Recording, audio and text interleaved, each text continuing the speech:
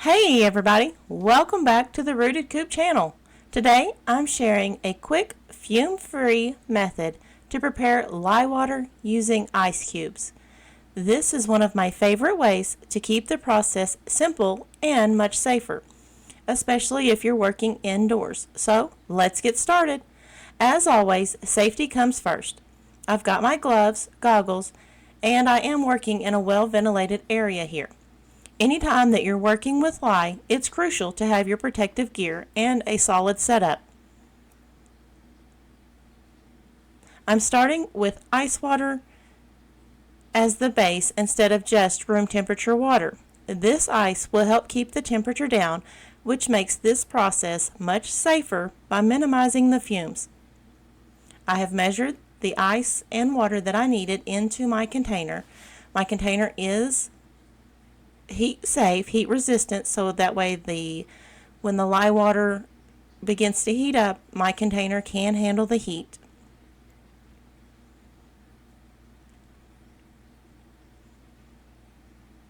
So I've measured out the amount of ice water that I needed. You can do this with just ice. You can do this with ice and water. I had a little bit of water left over when I was starting this batch, so I just added the ice to it and used what little bit of water that I had. But you can do this either way, and they both work great. I've got my lye here. I'm using sodium hydroxide, or NaOH. Remember the rule. Always add lye to the water, never the other way around. And notice how I'm adding very gradually. Adding the lye too fast can cause splashing or even a bit of steam. The way that I'm doing this on the scale, if you're not careful, you can also add too much. So by going really slow, you can ensure that you get the correct measurement that you need. One of the main reasons for using ice is to keep the temperature from spiking too high. As the lye dissolves, the mixture can get pretty hot. I have found that by using this method of using the ice or the ice water that I am able to soap faster, actually, because my lye water solution comes to a temperature that is proper for my soap needs, faster this way than by mixing it with just water.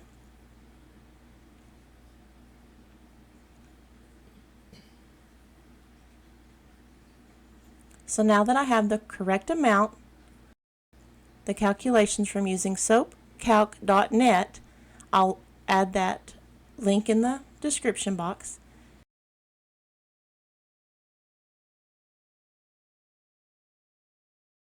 I'm stirring my lye into the ice water to get it all incorporated. You can see that it is a milky color right now, but it will clear up.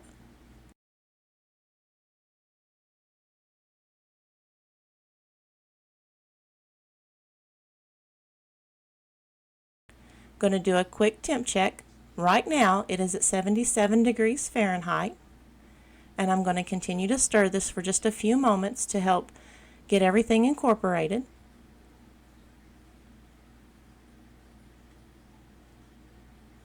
Also making sure that any granules of the lye that was on the side of the container, I've stirred those back in.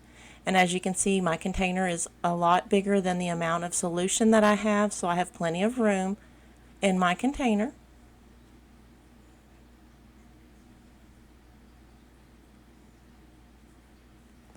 While I'm stirring this and we're waiting for the temperature, because the temperature will continue to go up, but then it will come right back down, we're going to do another temp check. And it's at 82 degrees.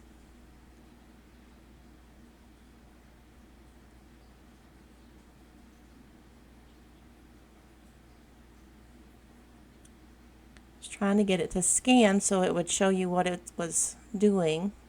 There we go. So now you can see the temperature fluctuating as I'm stirring it, and everything is becoming incorporated. But I find that if I do it this way and set it to the side, by the time I have my oils and other ingredients ready, my lye water solution is at the perfect temperature and it's ready to soap.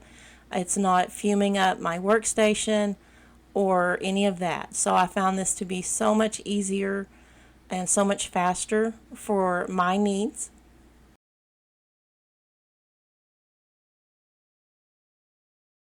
I thought I'd do a few question and answers while we're stirring this. A common question that is asked is, do you actually need lye to make soap? And the answer is yes, of course. Soap is made through a chemical process called saponification, where the lye interacts with oils to create the soap. Without lye, you cannot get a true soap.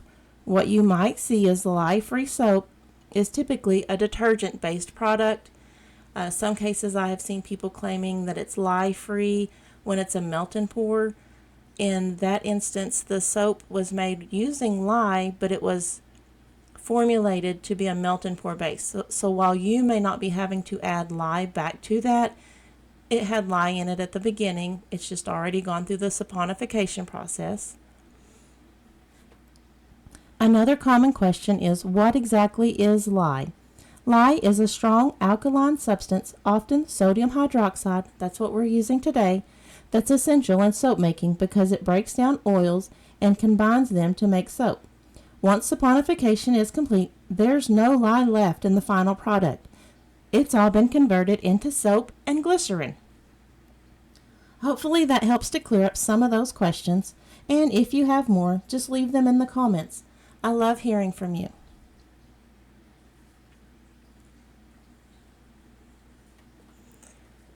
I have already gathered up the oil and I'm getting prepared to do a batch of soap, so I'm just making sure that my lye temperature is what I needed it to be.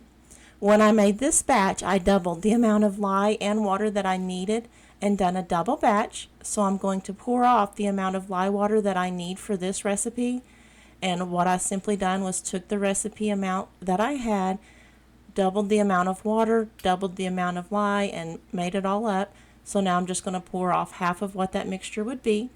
And so that way I have my lye water solution for this batch of soap making, and it is all ready to go. I will be posting a video soon about batching oils, and so hopefully that will help y'all in your soap making endeavors as well.